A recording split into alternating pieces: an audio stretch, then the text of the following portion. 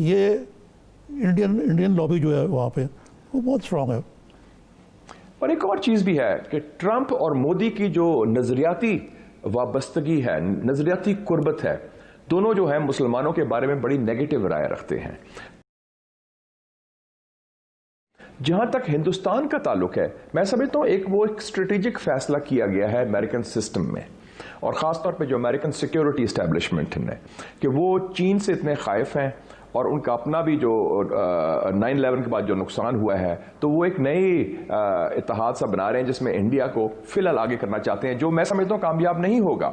लेकिन उनकी जो स्ट्रेटेजिक तरजीह हिंदुस्तान जरूर होगी, लेकिन अभी फिलहाल उनको पाकिस्तान की बड़ी शदीद जरूरत है अफगानिस्तान के हवाले से, जहां उनको मार पड़ी है। और एक और चीज भी है कि ट्रंप और मोदी की जो नजरियाती वाबस्तगी है, नजरियाती कुर्बत है, दोनों जो है मुसलमानों के बारे में बड़ी नेगेटिव राय रखते हैं। मोदी तो खैर नफरत करता है पाकिस्तान के हवाले से भी, मुसलमानों को, अपने मुसलमानों को भी और बाहर के भी। और आपने देखा है कि मैक्रोन के इशू पर ये जो इस्लामोफोबिया का हुआ है, जो उसमें सबसे एक ही मुल्क है मगरब के अलावा जिन्होंने सपोर्ट किया मैक्रोन को, वो मोदी है हिंदुस्तान का। तो वो एक ट्रंप की इनकी वाबस्तगी बनी हुई थी, वो भी एक अच्छा है, वो टूटेगा, क्योंकि बाइडन की वो सोच उस तरह नहीं है तासुब की बुनियाद पर। यह भी अच्छी बात है, क्योंकि इससे कम से कम कोई बैलेंस ताल्लुकात होंगे मुस्लिम दुनिया से, और जिसमें पाकिस्तान का जाहिर है कि कलीदी किरदार है। तो मैं यही कह रहा हूं कि कोई ब्रेक थ्रू नहीं, हम बहुत उम्मीदें नहीं लगाए, लेकिन निस्बतन बाइडन के आने से इलाके में कशीदगी कम होगी। अगर ईरान से वो न्यूक्लियर डील बहाल करते हैं तो इसका मतलब ताल्लुकात भी मामूल पर लाने में मदद मिलेगी।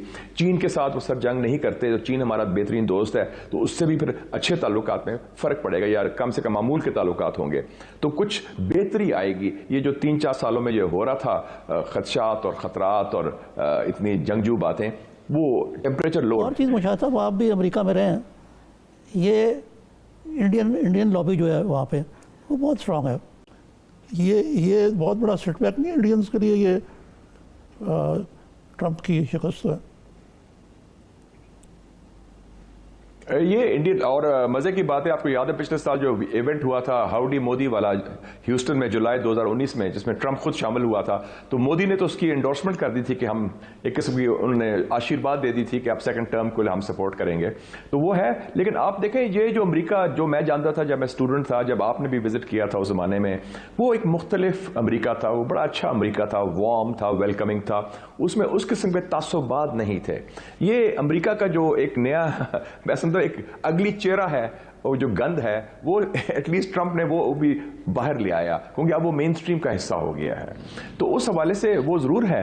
और इसमें खासकर जो इंडियन लॉबी, हम इधर बात करते हैं यहूद और हनूद की, तो वो बात अमेरिका के हवाले से वो फैक्ट है। This Israeli lobby and Indian lobby, they work in very close cooperation, और वो इकट्ठे मिलके उनके टारगेट्स होते हैं इस्लाम के हवाले से और कई दफा पाकिस्तान के हवाले से। ठीक है, एक ब्रेक लेते हैं। मुशाहिद साहब, इंडियन लॉबी का आप जिक्र करो, बाइडन की जो वाइस प्रेसिडेंट की कैंडिडेट हैं कमाला हैरिस, उनका शजरा भी भारत से जाके मिलता है। ज़रा ये जो अगर जो बाइडन आ जाते हैं तो फिर क्या अप्रोच होगी मौजूदा अमेरिकी हुकूमत की इंडिया से मुतालिक, इस पे बात करते हैं हमारे साथ रही। पैसा भी खर्च होगा, और आपके अपने जो पाकिस्तानी निजात के लोग हैं, आपने कामला हारिस की बात की, और ये ना भूलें कि कामला हारिस को ये पोजीशन मिली पैसे की वजह से नहीं, क्योंकि तालीम की वजह से। उनकी वालदा साउथ इंडिया से आई, वो फुल ब्राइट स्कॉलरशिप में कैलिफोर्निया में, उन्होंने एक शादी भी की एक जमाइका के बंदे से, और दोनों प्रोफेसर थे। तो ये पढ़ाई लिखाई जो है उसके हवाले से फिर ये अमेरिका में पैदा हुई। तो ऐसे जो सुंदर पिचाई है गूगल का चीफ एग्जीक्यूटिव, या इंदिरा नूई है चीफ एग्जीक्यूटिव पेप्सिको की, ऐसे बड़े बड़े नाम है, दे आर देयर, पैसा भी उनका अब आ गया है, लेकिन बेसिकली स्किल्स, तालीम और अपना जो सलाहियत के जरिए आए हैं। तो हमारे पास बड़े बासलाहियत लोग हैं, इसको ऑर्गेनाइज करना है, और उसको सियासी वाबस्तगी, पार्टीबाजी से बालातर होकर पाकिस्तान की बात की जाए और उसको हम आगे लेके चलें, तो मेरे ख्याल में पाकिस्तान की बड़ी अपॉर्चुनिटीज हो सकती हैं, और वॉशिंगटन में हमें करना चाहिए। जो दूसरा बात है पाकिस्तान चाइना रिलेशन। अच्छा डॉक्टर साहब, जो स्ट्रेटेजिक टाइज हैं बिटवीन इंडिया एंड अमेरिका, और फिर इसी तरह पाकिस्तान की चाइना के साथ भी हैं, और आपने सब बड़ा अच्छा नक्शा खींचा है कि जो मुस्तकबिल है इकनॉमिक सिक्योरिटी और इकनॉमिक बेसिस पाकिस्तान किस तरह दुनिया को फराहम कर सकता है।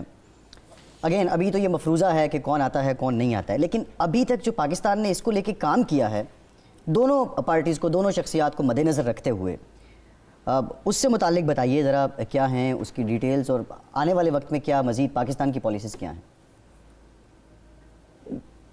देखिए जी, पहले तो मैं एक बात वाज़ेह कर दूं, आपने कहा है कि स्ट्रेटेजिक ताल्लुक है इंडिया और अमेरिका का, जिस तरह पाकिस्तान और चाइना का, बिल्कुल मुख्तलिफ ताल्लुकात हैं।